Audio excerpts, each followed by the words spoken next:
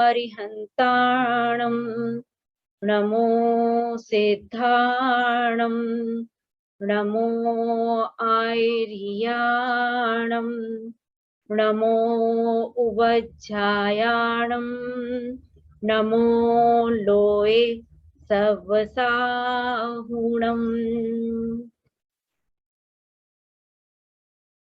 आज 1 जून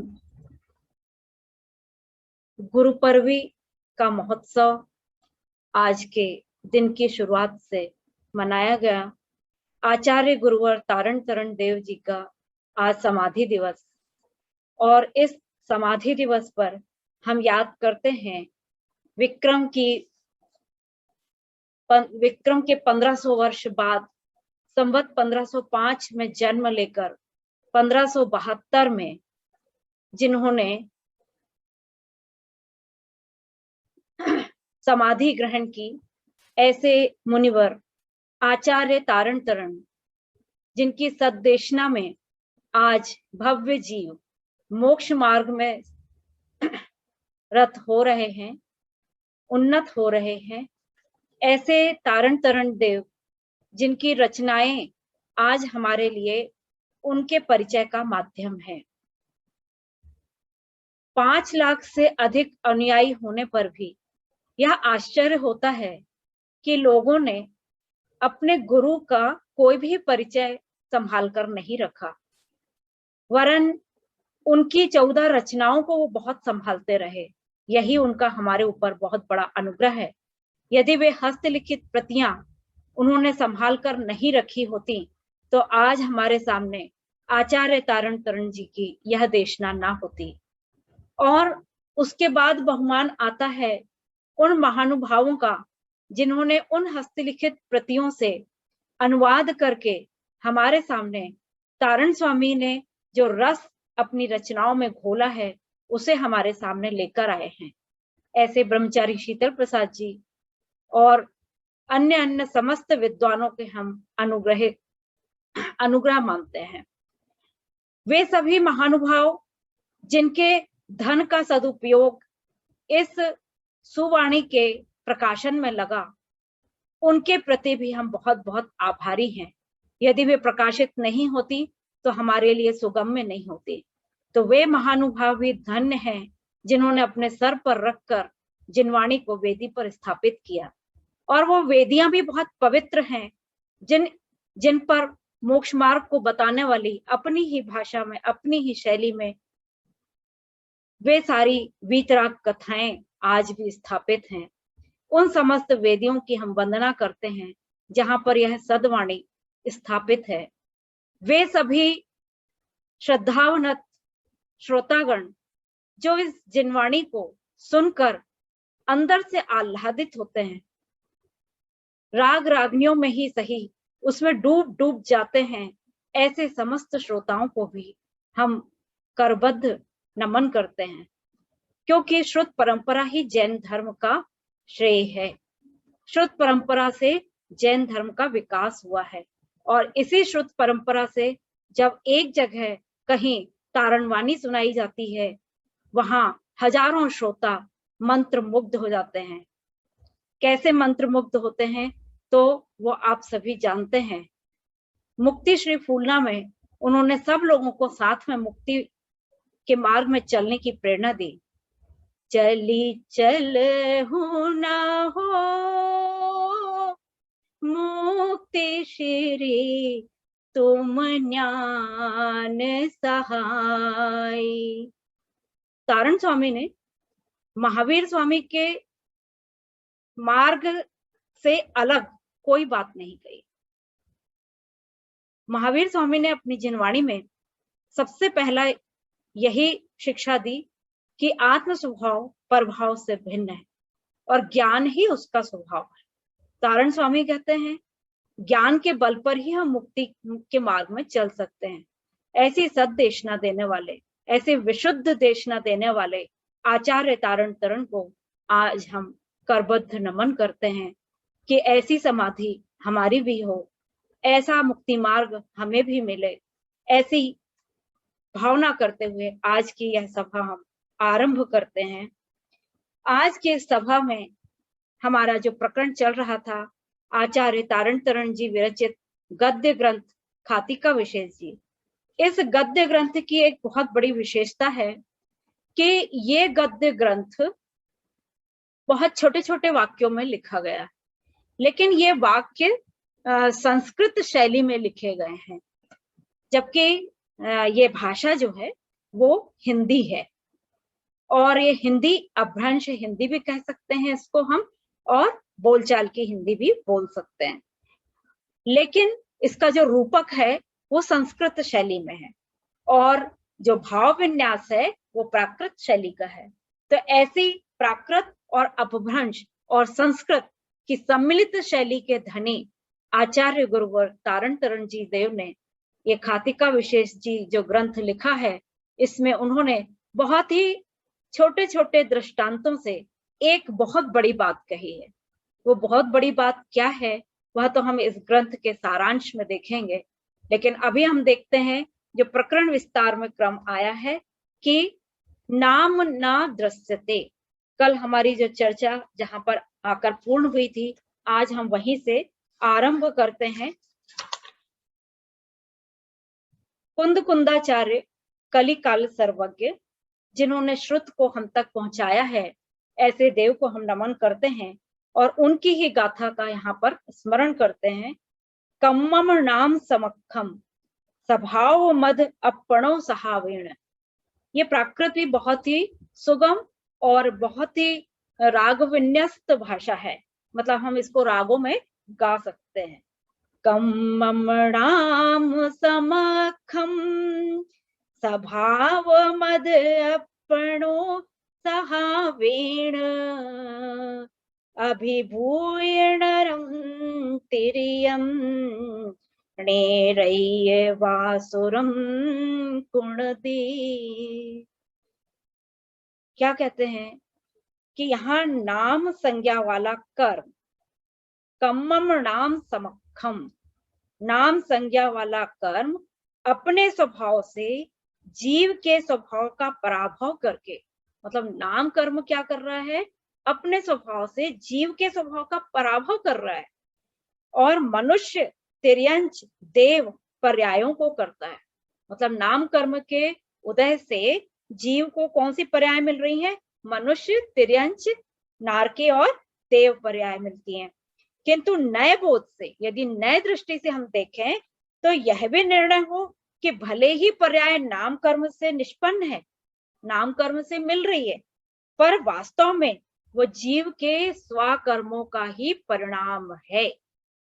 यह मूल बात है और इस मूल बात को हम अभी तो बहुत अच्छे से समझ रहे हैं, सभी को समझ में आ रहा है, बहुत ही सरल भाषा है कि नाम कर्म से हमको ये पर्याय मिली। आज हम जो भी कर रहे हैं, जितने भी घटनाक्रम हो रहे हैं, शरीर मिला है, ये सब नाम कर्म से, और 8 कर्मों के फल से हमको मिला है, उसके उदय में मिला है, मतलब उदय में आ रहे हैं तो ये सब मिला।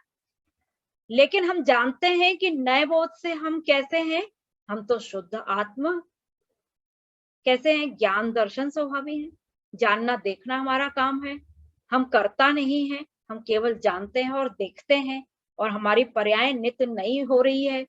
हम उत्पाद व्यय द्रव्य हमारा स्वभाव है और हमें एक अनंत सत्ता, एक सत्ता हमें है जिससे हम ध्रुव पद को पा सकते हैं, सिद्ध हो सकते हैं। ऐसा हम सब कुछ जानते हैं, है ना, याद है ना सबको सारे वाक्य बार बार आ रहे हैं, तो वाक्य तो याद हो जाते हैं लेकिन अनुभव में नहीं आता है, और अनुभव में जब आता है तब बहुत एकांत में आता है। लेकिन जैसे ही सामने से कोई निमित्त आ जाते हैं तो यह अनुभव हमारा पता नहीं कहाँ चला जाता है, फिर तो हम अपने आप को क्या देखने लग जाते हैं,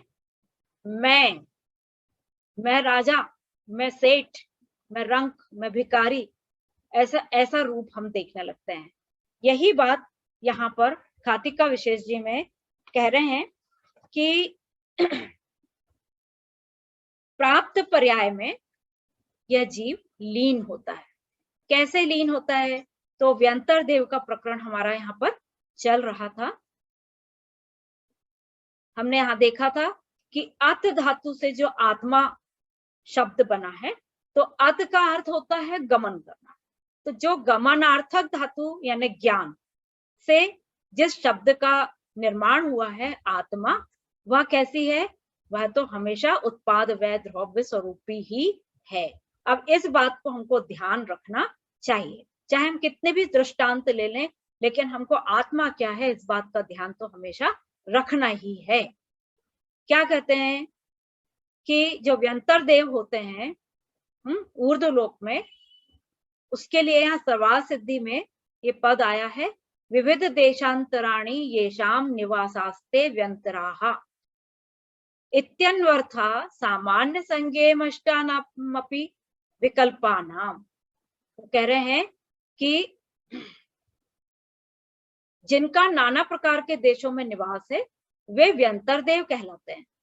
यह सामान्य संज्ञा सार्थक है जो अपने 8 ही भेदों में लागू होती है। मतलब इसके 8 भेद हैं व्यंतर देव के, और सब में सामान्य क्या है कि वे नाना प्रकार के देशों में निवास करते हैं।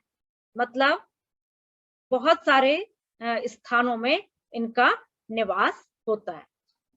अब ये 8 प्रकार कौन से हैं? व्यंतराः किन्नर किमपुरुष महोरग गंधर्व यक्ष राक्षस भूत पिशाचाः। व्यंतर देव किन्नर किमपुरुष महोरग गंधर्व यक्ष राक्षस भूत और पिशाच, ऐसे 8 रूप होते हैं। अब तारण स्वामी ने अपने इस घातिका विशेष में उन्होंने लिखा है तदि किन्नर, वह किन्नर होता है। और अगले उसमें लिखा है किम पुरुष, मतलब किम पुरुष होता है। फिर महोर्घ ऐसा लिखा है। फिर तदि गंधर्व ये ले आए उन्होंने।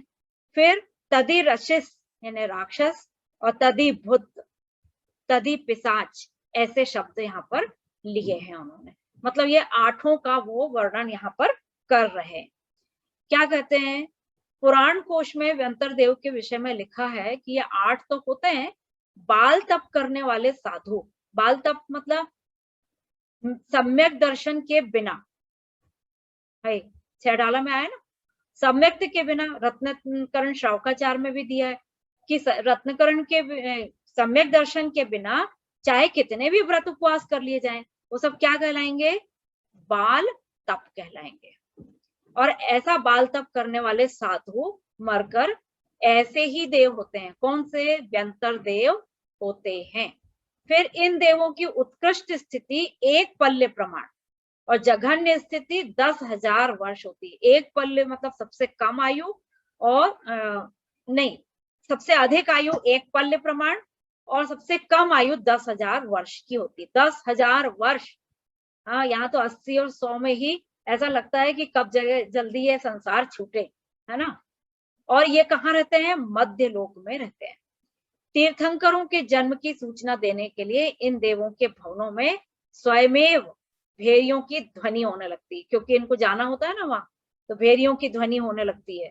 और मध्य लोक में ये देव कहाँ रहते हैं? देखिए, अब मिथ्यात्व मत पाल लेना, है ना।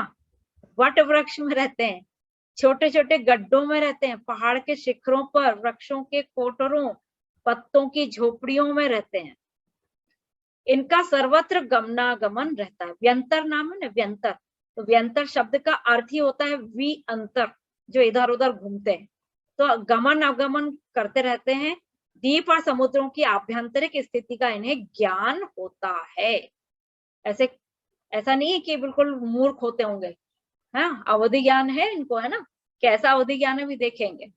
इन देवों के 16 इंद्र और 16 प्रतीन्द्र होते हैं, और उनके नाम यहाँ पर दिए हुए हैं। किन्नर, किम पुरुष, सत्पुरुष, महापुरुष, अतिकाय, महाकाय, गीतरति, रति कीर्ति, मणिभद्र, पूर्णभद्र, भीम, महाभीम, स्वरूप, प्रतिरूप, काल और महाकाल। ये सब कहाँ से लिया गया है विस्तार? महापुराण, पद्म पुराण, हरिवंश पुराण, वीर वर्धमान चरित्र आदि ग्रंथों में इन सब के वर्णन आते हैं। अच्छा, व्यंतर देव खाते क्या होंगे? भोजन क्या होता है उनका? और सांस कैसे लेते हैं?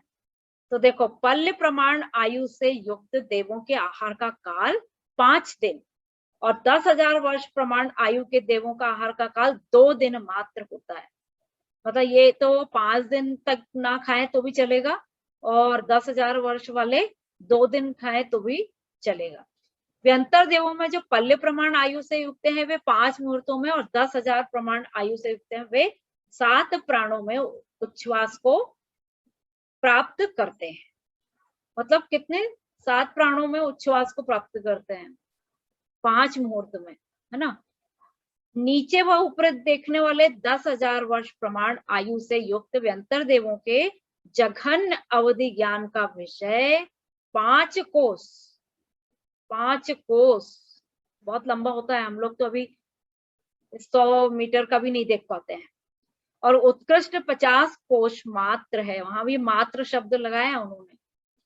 पल्योपम प्रमाण आयु से युक्त व्यंतर देव अवधि ज्ञान से नीचे व ऊपर 1,00,000 योजन प्रमाण देख सकते हैं, और 10,000 प्रमाण आयु का धारक प्रत्येक व्यंतर देव 100 मनुष्यों को मारने व पालने में समर्थ है। 100 मनुष्यों को पाल और मार सकता है वो। ये उनकी शक्ति के बारे में बताया, इतनी सामर्थ्य उनकी होती है। वे देव 150 धनुष प्रमाण विस्तार व बाहुल्य से युक्त क्षेत्र को अपनी शक्ति से उखाड़कर अन्यत्र फेंक सकता है, और 1 पल्य प्रमाण आयु का धारक प्रत्येक व्यंतर देव अपनी भुजाओं से 6 खंडों को उलट सकता है, इतनी ताकत है उनमें, और उनमें स्थित लोगों को मारने व पालने में भी समर्थ होता है। 10,000 वर्ष मात्र आयु का धारक व्यंतर देव उत्कृष्ट रूप से 100 रूपों की और जघन्य रूप से 7 रूपों की विक्रिया करता है। विक्रिया मतलब ये 100 रूप बना सकते हैं अपने व्यंतर देव, और ये जो जघन्य है वो 7 तरह के रूप बना सकते हैं। और मध्यम रूप से वह देव 7 से ऊपर और 100 से नीचे विभिन्न रूपों को की विक्रिया कर सकते हैं व्यंतर देव। और बाकी के व्यंतर देवों में प्रत्येक देव अपने अपने अविधि गानों का जितना क्षेत्र है उतने मात्र क्षेत्र को विक्रिया के बल से पूर्ण करते हैं। संख्यात वर्ष प्रमाण आयु से युक्त व्यंतर देव एक समय में संख्यात योजन और असंख्यात वर्ष प्रमाण आयु से युक्त असंख्यात योजन जाता है, ऐसा यहाँ पर बताया। अब और विशेष इसमें देखते हैं कि जो व्यंतर देव होते हैं उनके किन्नर जो होते हैं वो उनका वर्ण प्रियंगु के समान होता है, एक फूल होता है। और वृक्ष कौन सा मानते हैं उनका? अशोक वृक्ष। किम पुरुष स्वर्ण के समान होते हैं वर्ण उनके, और ये चंपक वन में रहते हैं। महोरक श्याम वर्ण के होते हैं, नागद्रुम में रहते हैं। गंधर्व सुवर्ण के रंग के होते हैं और तुम्बूर में रहते हैं। यक्ष श्याम वर्ण के होते हैं और न्याग्रोध वृक्ष, यानी जो वट वृक्ष होता है ना उस टाइप का न्याग्रोध वृक्ष होता है। राक्षस श्याम वर्ण के होते हैं, कंटक वृक्ष में रहते हैं। भूत भी श्याम वर्ण के होते हैं, तुलसी आदि में रहते हैं। और पिशाच कज्जल यानी कदम में रहते हैं। अब इससे डरना नहीं कि यहाँ रहते हैं तो हमको कुछ बिगाड़ देंगे या कुछ करेंगे, नहीं, ऐसा नहीं होता है। हाँ, ऐसा बिल्कुल नहीं होता। ये तो उनकी शक्ति बताई गई है और उनके निवास ऐसे बताए गए हैं, लेकिन वो ऐसा नहीं है कि वो कुछ कर ही दें आपको, है ना। और वैसे भी कर्म सिद्धांत तो ये कहता है कि एक द्रव्य दूसरे द्रव्य का कुछ कर नहीं सकता, जो होता है होनहार के अनुसार होता है। अब व्यंतरी देवियां भी होती हैं, कौन कौन सी?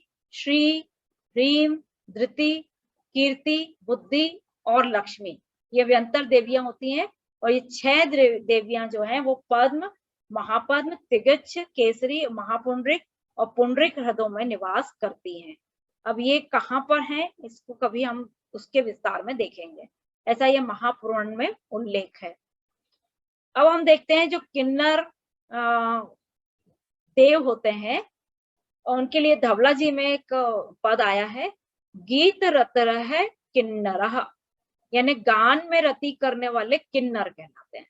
गान मतलब गीत गाने में उनको किन्नर कहते हैं। लेकिन ऐसा नहीं है कि वो गीत ही गाते हैं, ये मत समझ लेना उसमें वो गीत गाते हैं, ऐसा नहीं है। बस उनको गाने में रति होती है, यानी वो प्रिय होते हैं। और किन्नर देव के भेद भी यहाँ पर बताए हैं कितने भेद बताए? किम पुरुष, किन्नर, ये तिलोय परिणति में बताए गए हैं। हृदयंगम, रूपपाली, किन्नर किन्नर, अनिंदित, मनोरम, किन्नरोत्तम, रतिप्रिय और ज्येष्ठ, ये 10 प्रकार के किन्नर जाति के देव होते हैं।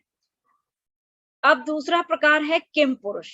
तो किम पुरुष के बारे में बताया है, प्रायेण मैथुन प्रिया किम पुरुषाः, प्राय मैथुन में रुचि रखने वाले होते हैं और किम पुरुषज्ञ कहलाते हैं। तो किम पुरुष व्यंतर देव के भेद कितने हैं? तो इनके भी भेद यहाँ बता दिए। पुरुष, पुरुषोत्तम, सत्पुरुष, महापुरुष, पुरुष प्रभ, अति पुरुष, पुरु, पुरुदेव, मरुप्रभज्ञ और यशस्वान। इस प्रकार किम पुरुष जाति के ये 10 भेद बताएं। देखिए इनके नामों में क्या विशेषता है कि सब में पुरु शब्द आया है, सब में पुरु शब्द आया है। इसका मतलब क्या है कि पुरु से अर्थ होता है कि वह पौरुषवान होते हैं। अब तारण स्वामी ने एक नाम लिया है महोर्घ, खाती का विशेषण, वो क्या है? महोरग। तो धवला जी में आया है कि सर्पाकारेण विकरण प्रियाः महोरगा नाम, यानी सर्पाकार रूप से विक्रिया करना जिन्हें प्रिय है, इसलिए उनको क्या कहते हैं? महोरग कहते हैं। और महोरग देवों के भी भेद बताए हैं तिलोय परिणति में। भुजग, भुजंगशाली, महातनु, अतिकाय, स्कंदशाली, मनोहर, अशनिजव, महेश्वर, गंभीर और प्रियदर्शन, ये 10 महोरग जाति के देवों के भेद हैं। और फिर अगला शब्द आया है गंधर्व। तो गंधर्व देव हैं, उनका लक्षण क्या है? इंद्रादीनाम गायकाः गंधर्वाः, यानी इंद्रादिकों के गायकों को गंधर्व कहते हैं। और गंधर्व के भेद हाहा, ऐसा विचित्र नाम है लेकिन याद रह जाएंगे कैसे? हाहा, हुहु, नारद, तुम्बर, वासव, कदम्ब, महास्वर, गीतरति, गीतरस और वज्रवान, ये 10 गंधर्वों के भेद हैं। त्रिलोकसार जी में इसका वर्णन आया हुआ है। और अगला शब्द लिया है जश्य, इसका अर्थ होता है यक्ष। धवला जी में कहा गया है लोभ भूयिष्ठाः भांडागारे नियुक्ताः यक्षाः नाम, जिनके लोभ की मात्रा अधिक होती है। देखो यहाँ पर भी लोभ की मात्रा, और जो भांडागार में नियुक्त किए जाते हैं वे यक्ष कहलाते हैं। यक्ष नामा व्यंतर देव के भेद कितने हैं?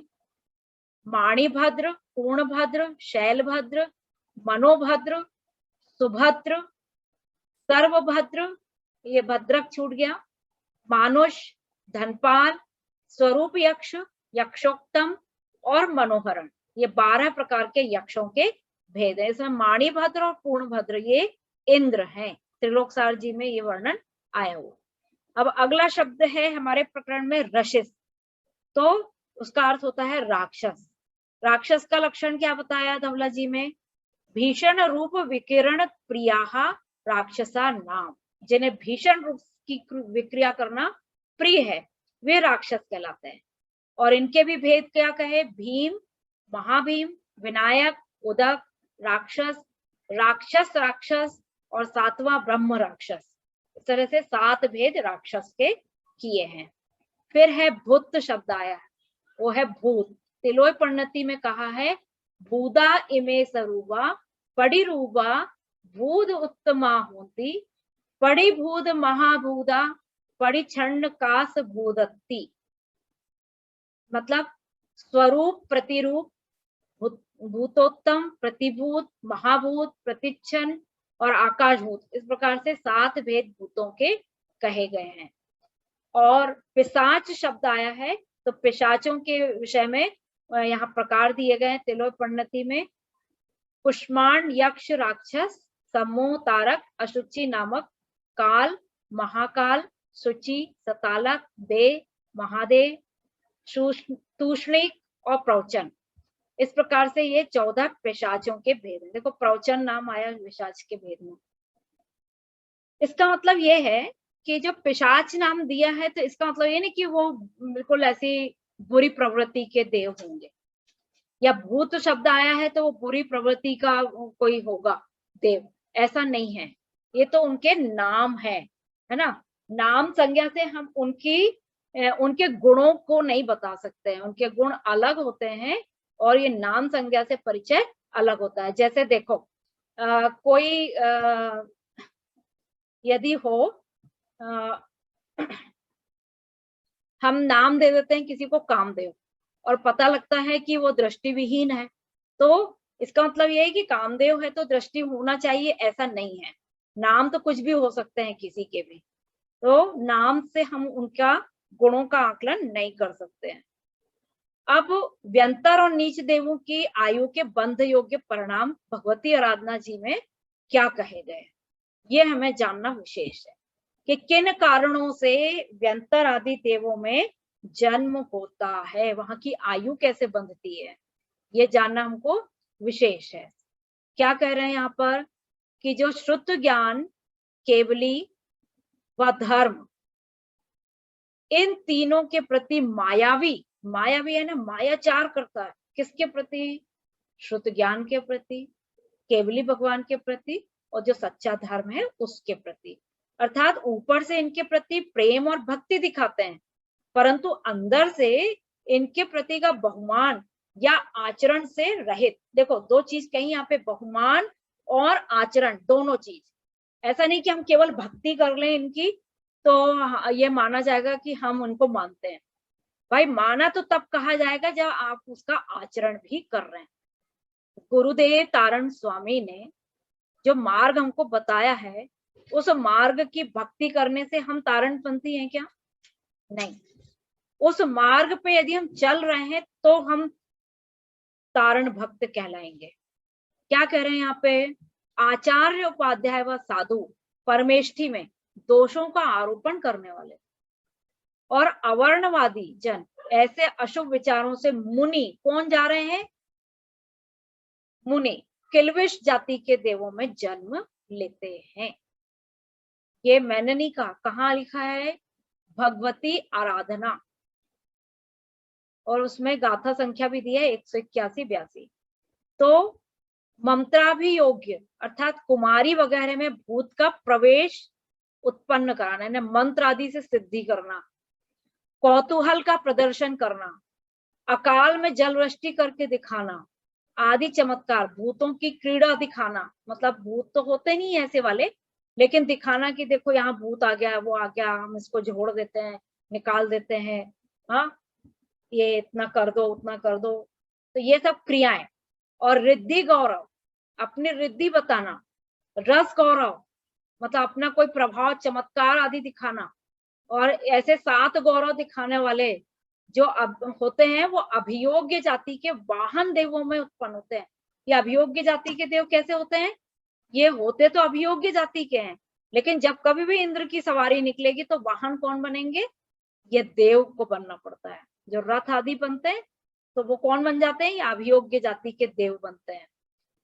अच्छा, और क्या कहा है कि मरण के विराधित करने पर, अर्थात समाधि मरण के बिना, समाधि मरण के बिना कितने ही जीव दुर्गतियों में कंदर्प, किल्विश, अभियोग्य और सम्मोह आदि देवों में उत्पन्न होते हैं। जो प्राणी सत्य वचन से रहित हैं, नित्य ही बहुजन का हास्य करते हैं, हंसी उड़ा रहे हैं, जो विद्वान हैं या जो किसी भी क्षेत्र में यदि गुणवान हैं, उनका जो हास्य करते हैं, और जिनका हृदय कामासक्त रहता है, विषयों में लीन रहता है, वे कंदर्प देवों में जन्म लेते हैं। जो भूति कर्म यानी शरीर से संबंधित क्रियाएं, मंत्र अभियोग, मंत्र के द्वारा रोग आदि दूर कर देना, कौतूहल आदि से संयुक्त हैं और लोगों के गुणगान यानी खुशाबंद में प्रवृत्त रहते हैं, वे वाहन देवों में उत्पन्न होते हैं। हमेशा वाहन ही बना रहना पड़ता है उनको। और जो लोग तीर्थंकर या संघ की महिमा एवं आगम ग्रंथ आदि के विषय में प्रतिकूल हैं, दुर्विनयी हैं, मायाचारी हैं, हाँ, ये कहकर हटा देना कि ये तो ग्रंथ कोई काम के नहीं, वे किल्विश देवों में उत्पन्न होते हैं। उत्पथ अर्थात कुमार्ग का उपदेश करने वाले, जिनेन्द्र उपदिष्ट, जिनेन्द्रों के द्वारा कहे गए मार्ग में विरोधी और मोह से सम्मुग्ध जीव सम्मोह जाति के देवों में उत्पन्न होते हैं। दूषित चरित्र वाले, क्रूर, उन्मार्ग में स्थित, मतलब जो गलत मार्ग है उसमें स्थित हैं, निदान भाव करते हैं, मंद कषायों में अनुरक्त जीव हैं और अल्पार्धिक देवों की आयु को वो बांधते हैं। कंदर्प, किल्बिशिक और अभियोग्य देव अपने अपने कल्प की जघन्य स्थित सहित क्रमशः ईशान, लांतव और अच्युत कल्प पर्यंत होते हैं। ऐसा यहाँ पर विशेष वर्णन किया गया है। अब ये जितना हमने अभी बताया कि नाम न दृश्यते तदि किन्नर, मतलब जो अपने आत्म स्वभाव को नहीं देखते हैं वो क्या हो जाते हैं, किन्नर हो जा रहे हैं। और पूर्व उत्क नारमण, जो पूर्व से बताया गया है, जो पूर्व से स्थित है, अनादिकाल से जो स्थित है ना, जो जिसका कभी जन्म ना कभी मरण, हाँ, जो ध्रुव स्वभावी है उसमें रमण नहीं करते हैं। सहकार की स्वभाव, अपने स्वभाव का सहकार नहीं करते हैं और वे क्या बन जाते हैं, किम पुरुष, दूसरों का ही सहकार करने में मजा आता है उनको। और मैं मूर्ति हितकार न रमती, मतलब अपनी मूर्ति, जो अपना आत्म स्वभाव है उसको हितकारी नहीं मानते। तदी महोर्ग, वो क्या बन जाते हैं, महोरग। कैसे नहीं मान रहे हैं हम अपने आप में विद्यमान जो आत्मा की अनंत शक्तियां हैं, हम उन पर तो भरोसा करते नहीं। और कोई जो बाबा वैरागी होते हैं उनके ऊपर हमको बहुत भरोसा रहता है कि ये हमारा सब कुछ कर देंगे। तो ऐसा जो मायावी परिणाम रहता है वो महोरग जाति में उत्पन्न होते हैं। फिर गम में आगम में जिन उत्क सहकार न रमते, जो जिनेंद्रों के द्वारा गे, उपादेय और हे बताए गए हैं उनको ना देखते हुए, जो उनके कहे हुए का सहकार नहीं करते और अन्य पर्यायों में ही रमते हैं, वो गंधर्व होते हैं। मतलब उनको दूसरों को प्रसन्न करने में बहुत मजा आता है, स्वयं प्रसन्न तो वो कभी हो ही नहीं पाते हैं। फिर जिन उत्क जे शिपक न रमती, और क्या कर रहे हैं वो कि अपने कर्मों को क्षय करने में उनका मन रमता नहीं है। मतलब कर्म क्षय कैसे हो ये विवेक जागृत नहीं होता, लेकिन दूसरों को क्या करते हैं वो पीड़ित प्रताड़ित करने में उन्हें बहुत मजा आता है। तो तदी जश्य, मतलब यक्ष हो जाते हैं वो। और जिन रमन ना रमन, और जिनेंद्रों के वचनों में रमण नहीं करते। अब इसमें बताया है कि जो राक्षस जाति के देव होते हैं वो कहाँ रहते हैं, वो पंख भाग में रहते हैं, नरक में, और दूसरों को लड़वाते हैं। ठीक है। और अर्क बिना भुक्त तदी भुत, जो आत्म स्वभाव के बिना सबका भोग करने में रुचि रखते हैं वे भूत होते हैं। कैसा शब्द जमाया आचार्य तारण जी ने कि अर्क बिना भुक्त, आत्मा के बिना अपने ज्ञान स्वभाव का भोग तो कर नहीं रहा और अन्य का भोग करने में जिसकी रुचि है वो क्या बन जाता है, भूत देवों में उत्पन्न होता है। जिन प्रियो ना दृष्टे, और जिनेंद्रों ने जो कहा है उसको वो प्रिय नहीं मान रहा है। तदी पिशाच, वो क्या है, पिशाच वृत्ति का होता है। पिशाच वृत्ति क्या होती है, देखिए पिशाच वृत्ति को कुंद कुंदाचार्य जी ने अपने परमागम में इसमें लिया है कि जो मुनिराज, क्या होता है, 10वें गुण स्थान के बाद तपोचरण में लीन होने के बाद अनेक रिद्धियां सिद्धियां होने लगती हैं। तो अक्रियावादी कैसे होते हैं, जो उनमें रमण करने लग जाते हैं। जैसे रिद्धि हुई वैसे उसको उसका बहुमान उनको आने लगता है कि देखो मुझे ऐसी रिद्धि हो गई है। तो ऐसे क्या होते हैं, उनको उनका सम्यक से क्षय होता है। तो यहाँ पर बताया है कि तदी पिशाच, उनकी वृत्ति कैसी है, उनकी वृत्ति पिशाच वृत्ति बताई गई है ग्रंथों में। तो यहाँ पर नाम भी क्या दिया है, तदी पिशाच, मतलब वो पिशाच वृत्ति के देव होते हैं। अर्क बिना दीप्ति दृष्टि, और अपने आत्म स्वभाव के बिना हर जगह उनको क्या मिलता दिखता है, चमक दमक दिखाई देती है। हर जगह चमत्कार ढूंढते हैं। मतलब ये चमत्कार उन्हें अपना पसंद नहीं आता है कि देखो जिनेंद्र मोक्ष चले गए, वो चमत्कार पसंद नहीं आता। हाँ, लेकिन कोई छोटा मोटा चमत्कार होता है तो उसको वो बहुत ऐसा सिर नवा के उसको स्वीकार करने लग जाते हैं। मतलब वहां पर भी मिथ्यात्व पालने में देर नहीं लगाते। स्वभाव कली दीप्ति दृष्टि, तो ऐसे स्वभाव से ही वो दीप्ति और दृष्टि को स्वीकार करके, मतलब चमक दमक को स्वीकार करके क्या करते हैं, कली यानी पाप रूप प्रवृत्ति करते हैं। देखिए कली शब्द के कितने सारे अर्थ आए थे ना, तो कली शब्द का यहाँ प्रसंगानुसार अर्थ आता है पाप। ऐसे पाप वृत्ति में लिप्त रहते हैं, द्रसते तदि देव, और इतने सारे अनाचार करने के बाद अपने आप को क्या मानते हैं कि भाई हम तो देव हैं, देव हैं हम तो। प्राप्त पर्याय में लीनता हो जाती है। क्या करते हैं वो देव, प्राप्त पर्याय में तन्मय हो जाते हैं। राक्षसों को राक्षस होने में ही मजा आता है ना, गंधर्व को गाने में ही मजा आने लगता है, और सबको अपने अपने जो यहाँ पे उदाहरण बताए हैं ना, दृष्टांत, उसमें ही मजा आता है। तो यहाँ पर आचार्य कहते हैं कि ये जो सुख और दुख होते हैं, वो सुख इंद्रियजन्य भी होते हैं, मानसिक, प्रश्नोत्पन्न और आत्मोत्पन्न। तो सर्वाधिक जो अनंत सुख है वो तो आत्मोत्पन्न ही है ना। बाकी के सुख जो है वो दुख के समान है। इंद्रियजन्य सुख कैसा होता है, आगंतुक, आता और चला जाता है। मानसिक कैसा होता है, मस्तिष्क में सुख लगता है लेकिन मस्तिष्क हमेशा साथ नहीं देता। मान लीजिए अभी मस्तिष्क में कोई विकार उत्पन्न हो जाए तो भूलने लग जाए कोई आदमी, तो बताओ सुख होगा कि दुख, है ना। देखियो उसी से सुख उसी से दुख। और प्रश्नोत्पन्न यानी जो शारीरिक सुख है, भूख लगी, भोजन किया, पेट भर गया, सुख हो गया। थोड़ी देर बाद क्या हो गया, पेट खाली हो गया। फिर बताओ भूख का सुख है कि दुख है, तो उसी से दुख भी आ गया। लेकिन जो आत्मोत्पन्न सुख होता है वो अतीन्द्रिय सुख होता है, अमानसिक सुख होता है, और वो कैसा होता है, स्वाभाविक होता है।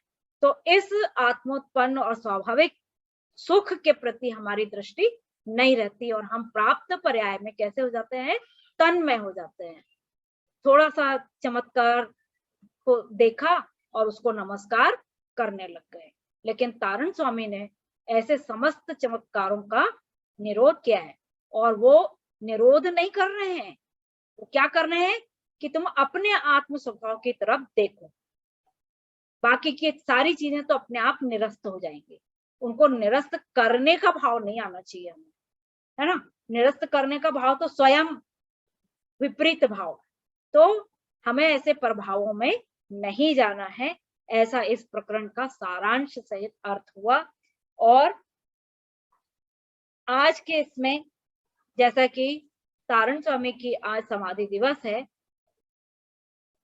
मैं जिनवाणी वंदना के बाद पंकज भाई को यहाँ पर आमंत्रित करूंगी। जिनवाणी के ज्ञान से सूझे लोकालोक, सोवाणी मस्तक धरूं सदा देत पद रो।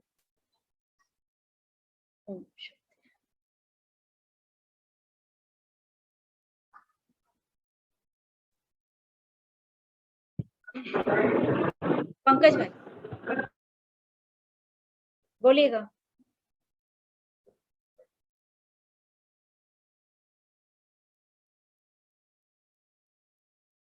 पंकज भैया बोलिएगा। धन्यवाद आदरणीय डॉक्टर मनीषा जी एवं इस सभा में उपस्थित समस्त साधर्मी सुधीजन। आज गुरु पर्वी महामहोत्सव की आप सभी को बहुत बहुत मंगलमय शुभकामनाएं।